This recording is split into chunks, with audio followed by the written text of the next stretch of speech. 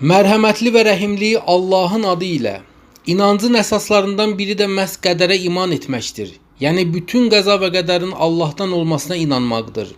Bunu dedikdə isə ateist deyir ki, əgər qədərim öncədən yazılmışdırsa, bəs axı mənim günahım nədir?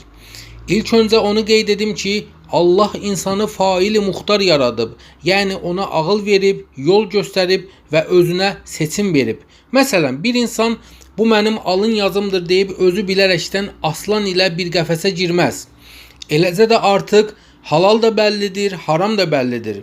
İnsan günah bir iş gördükdən sonra əgər tövbə etməzsə, Allah ilahi bir ədalətlə onu cəzalandırar. Buna nümunə olaraq isə onu deyim ki, Peyğəmbərimiz hətta bir hədisdə bildirmişdir ki, dua da qədəri dəyişir, lakin bunun özü də qədərdəndir.